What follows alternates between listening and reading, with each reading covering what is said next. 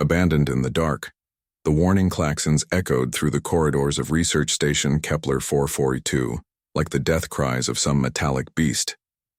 Dr. Elena Vasquez pressed her palm against the cold viewport, watching the Federation evacuation, ships disappear into the star-speckled void, their blue engines fading to nothing more than distant sparks. 3 months of joint research, 3 months of breakthrough discoveries, and now this. Complete abandonment. They're really gone, whispered Dr. James Park, the station's physicist, his breath fogging the observation window. I can't believe they actually left us.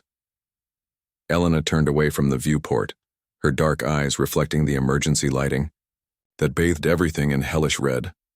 The station groaned around them, its aging hull expanding and contracting as the heating systems struggled to compensate for the power loss. With the main reactor offline and only emergency batteries keeping them alive, they had perhaps 36 hours before the cold of space claimed them. Believe it, said Dr. Michael Reeves, their senior engineer, as he emerged from the maintenance shaft with grease stains on his uniform and defeat in his voice. The Velkans, Etherians, and Gorvanians took everything. Food synthesizers, atmospheric processors, even the damn coffee machine. They stripped this place clean. Elena clenched her fists. Commander Zethkar had looked her in the eye just 2 hours ago, his reptilian features twisted with what might have been regret, and explained that Federation protocol demanded immediate evacuation of all non-essential personnel. When she'd pointed out that humans were part of the research team, his response had been delivered with cold efficiency. Human life support requirements are incompatible with our vessels during extended transit. We cannot accommodate your species for the journey to the nearest Federation outpost. Emergency protocols dictate that we preserve the greatest number of lives possible. It was a death sentence wrapped in bureaucratic language. 3 humans left to die because their biology was inconvenient. The research station had been humanity's first major collaborative effort with the Galactic Federation. For decades, humans had begged for recognition, for the chance to prove they belonged among the stars alongside species that had mastered faster-than-light travel millennia before Earth had even developed agriculture. The Federation had finally agreed to include human scientists in their study of the Kepler 442 system, specifically the ancient artifacts discovered on the system's dead worlds. Those artifacts now hummed with increasing intensity in the station's lower levels. Their purpose, still unknown despite months of analysis, the alien researchers had been excited by their discoveries right up until the evacuation order came through. Whatever they'd found, it was apparently significant enough to warrant immediate study at a proper Federation facility. Significant enough to abandon 3 humans to death. Elena walked to the central console, her fingers dancing across the holographic interface as she accessed the station's systems. The power grid showed a steady decline. Life support was operating at minimum levels and the communications array was completely offline. Even if they could send a distress signal, the nearest human outpost was 43 light-years away. No human ship had ever traveled that distance. Elena, James said quietly, joining her at the console. The artifacts, the energy readings have been increasing since the others left. It's almost like they're responding to something. She pulled up the sensor data from the archaeological bay. The readings were indeed climbing, the ancient devices emitting patterns of energy that their instruments could barely interpret. For 3 months, the artifacts had remained dormant, responding only minimally to various stimuli. Now, with the station dying around them, they were awakening. Maybe they're reacting to the power fluctuations, Michael suggested, wiping his hands on a dirty rag. Or maybe they're just as pissed off as we are about being abandoned. Elena studied the energy patterns, her scientific mind working even as fear gnawed at her stomach. There was something familiar about the frequencies, something that reminded her of the theoretical work she'd done on quantum entanglement communication. If she was right, if these artifacts were some kind of ancient communication device. James, I need you to run a full spectral analysis on these energy signatures. Cross-reference them with everything we know about faster-than-light communication theory. Elena, we're dying here. Shouldn't we be focusing on survival? She looked at him with fierce determination. What if survival and understanding these artifacts are the same thing?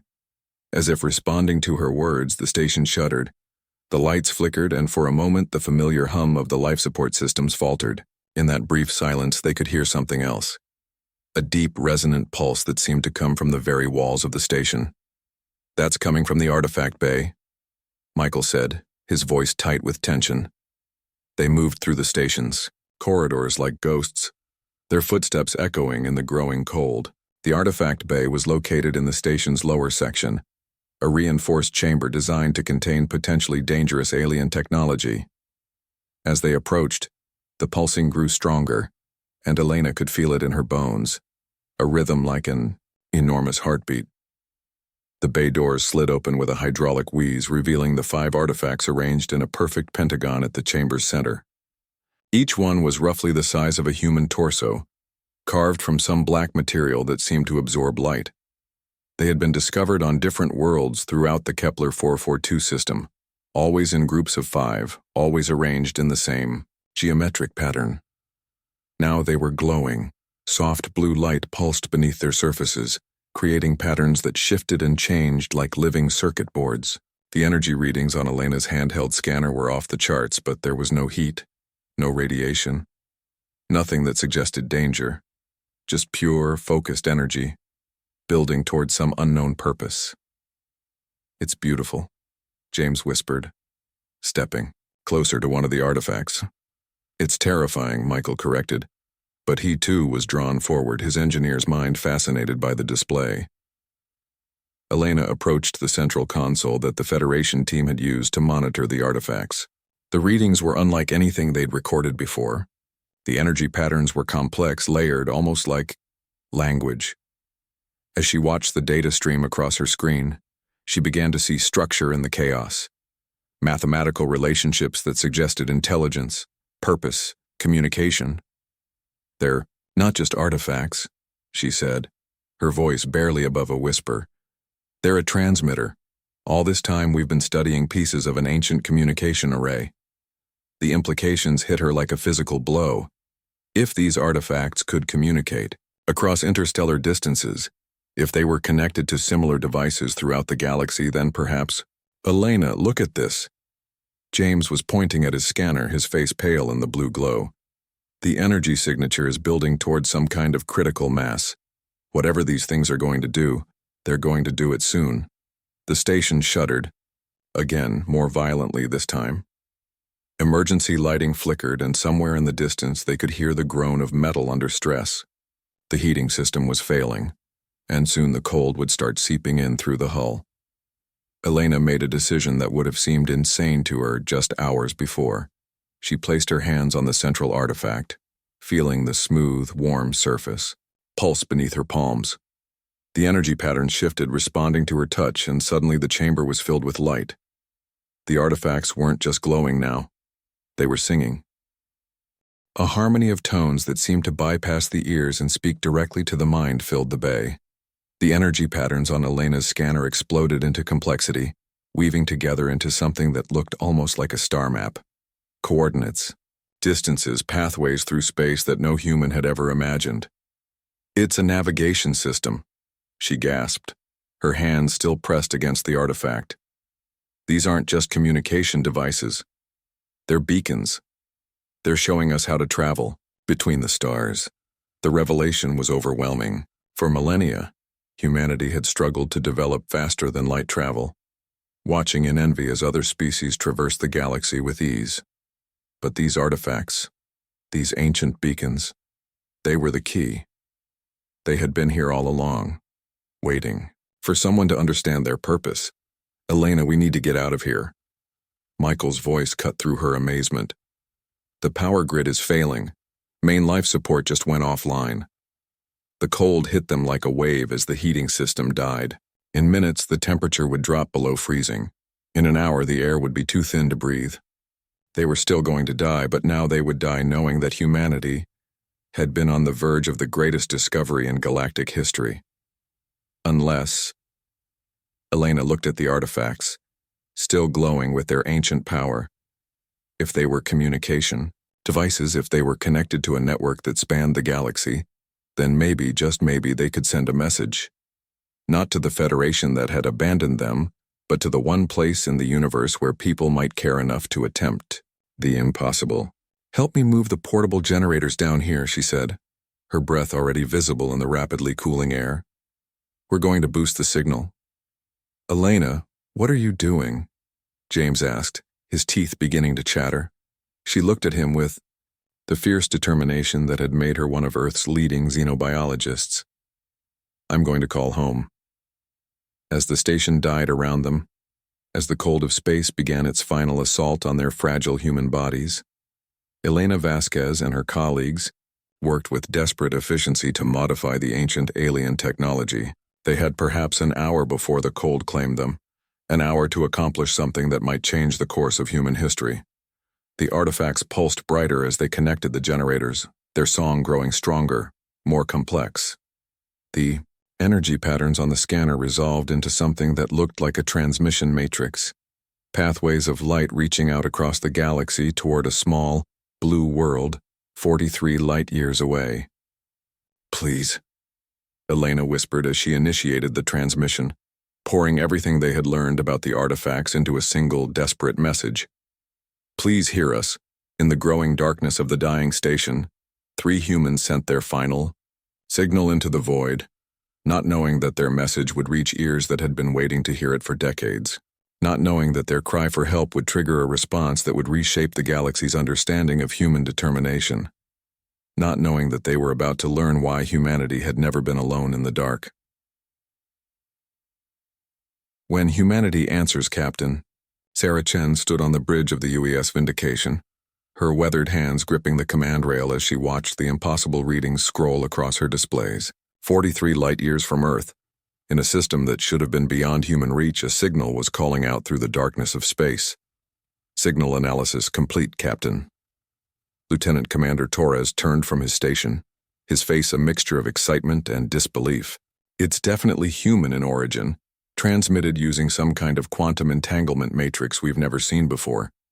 The mathematical structure is consistent with Dr. Vasquez's theoretical work on alien communication systems." Sarah had known Elena Vasquez before the Federation posting. Brilliant, determined, and absolutely convinced that humanity deserved a place among the stars. The fact that her signal was reaching them now, using technology that shouldn't exist, meant that Elena had discovered something extraordinary. "How long ago was this transmitted?" Sarah asked. "Based on the quantum decay signature, approximately 18 hours ago. Captain, if they're at the coordinates indicated in the message, they're in the Kepler 442 system. That's Federation space." Sarah's jaw tightened. The Federation had made their position on human expansion very clear. Humanity was to remain in their designated sector, grateful for the small allowances granted by their alien benefactors. The idea that human scientists were working in Federation space was surprising. The idea that they had been abandoned there was infuriating. "Commander Hayes, status report on the Vindication systems." Commander David Hayes, her chief engineer, looked up from his console with the focused intensity that had made him invaluable during the ship's construction.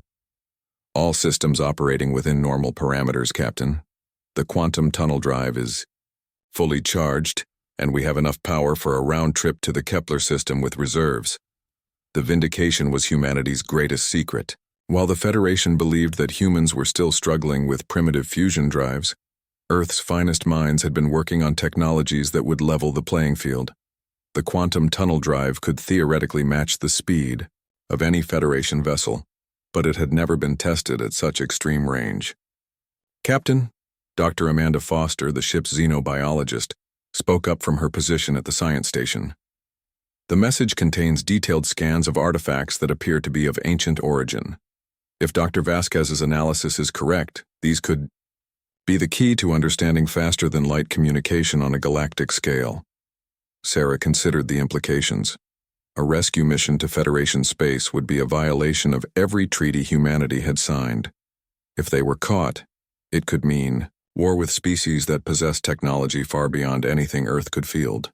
But if they succeeded, if they could recover Dr. Vasquez and her team along with evidence of these artifacts, humanity's position in the galaxy would be fundamentally altered. Helm, Plot a course for the Kepler 442 system.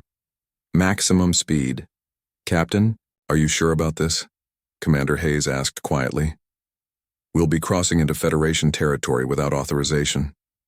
They could consider this an act of war. Sarah turned to face her senior staff, men and women who had volunteered for humanity's most dangerous and secret mission. The Vindication had been built in the shadow of Pluto, constructed using resources mined from the outer system and technologies developed in hidden laboratories. Its very existence was a statement that humanity would not accept the limitations placed upon them by alien powers. 18 hours ago, 3 human beings sent out a desperate call for help from the darkness of space. They're xenobiologists, physicists, and engineers who volunteered to represent humanity among the stars. They were abandoned by their alien colleagues and left to die because their biology was inconvenient. She paused, letting her words sink in. The Federation has made it clear that they view humanity as junior partners at best, lab rats at worst. They've given us a small corner of the galaxy and told us to be grateful. But Dr. Vasquez and her team have discovered something that could change everything. If we can recover them and their research, we'll have proof that humanity deserves to stand as equals among the galactic community. And if we can't, Torres asked, then we bring our people home, regardless of the cost. The Vindication's quantum tunnel drive engaged with a low hum that resonated through the ship's hull. Space twisted around them, folding in ways that would have seemed impossible just decades before.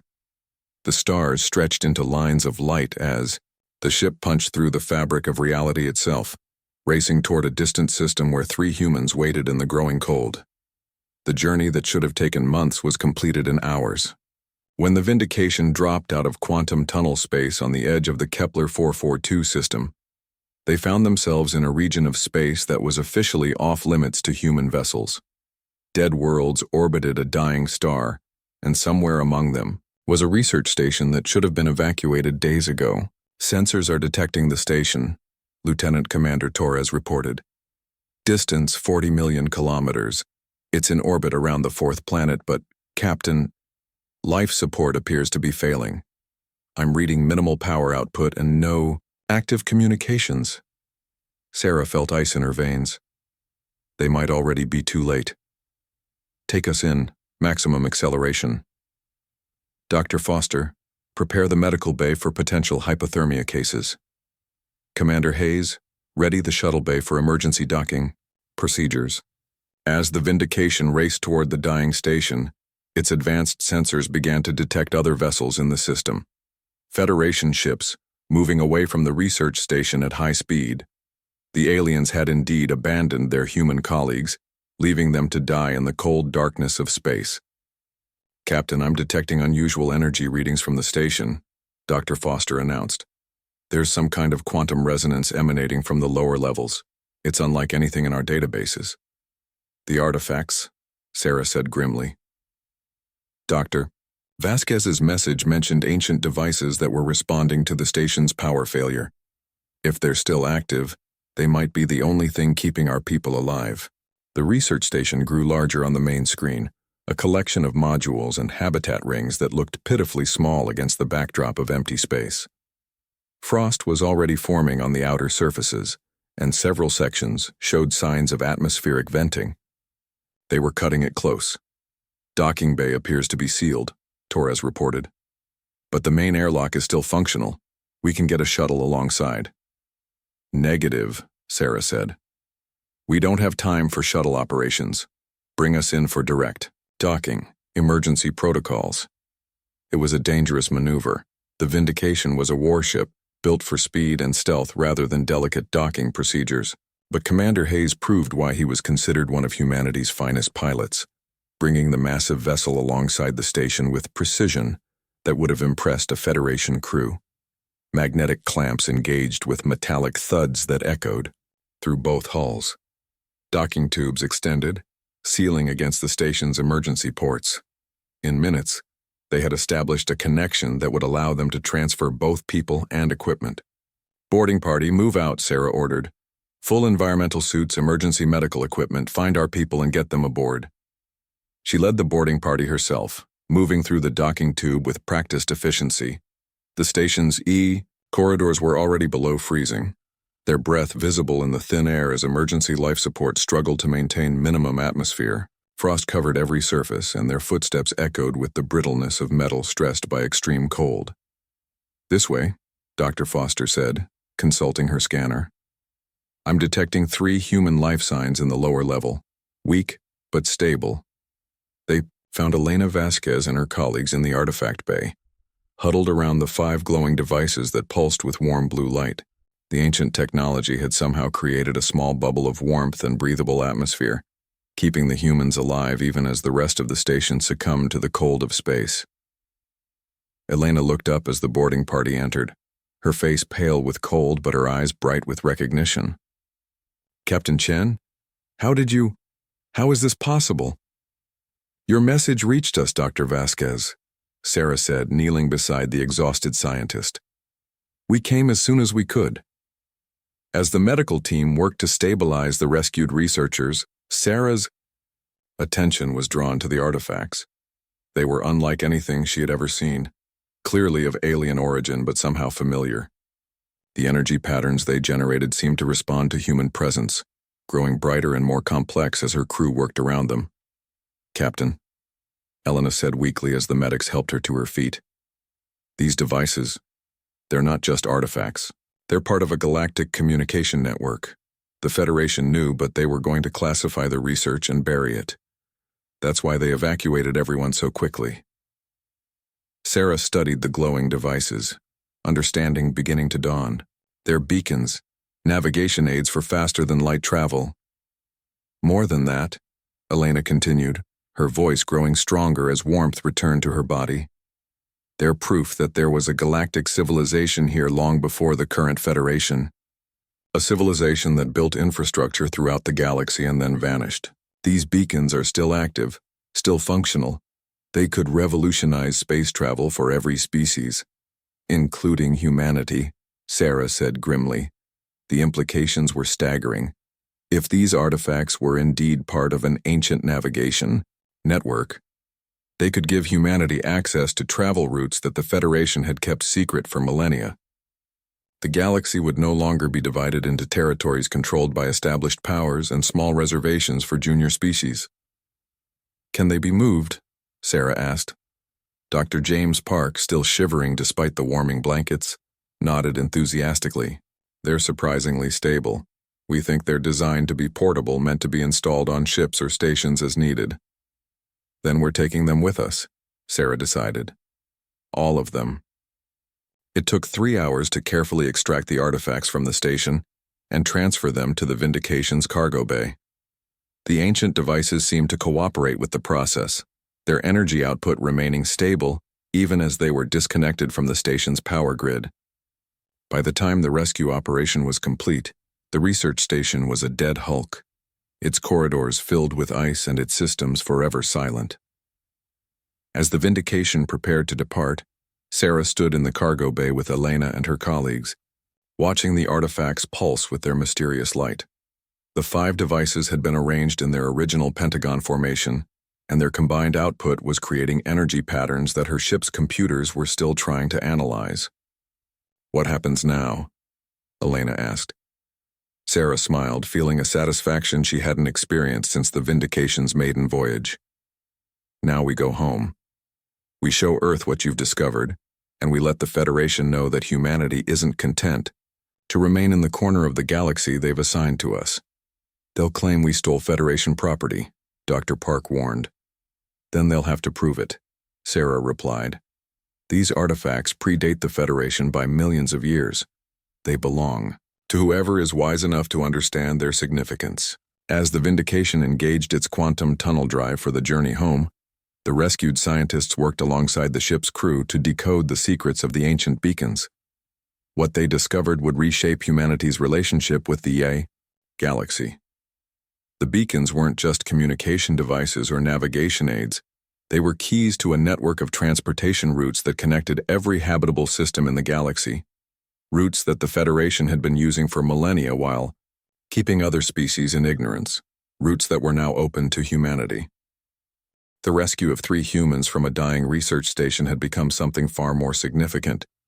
It was humanity's declaration that they would no longer accept the limitations placed upon them by alien powers. It was proof that human determination and ingenuity could overcome any obstacle, even the vast distances between the stars. When the Vindication reached Earth, carrying its precious cargo of rescued scientists and ancient artifacts, it carried with it the seeds of a new era, an era where humanity would stand as equals among the stars, not as supplicants begging for scraps from the Federation's table. The galaxy would never be the same.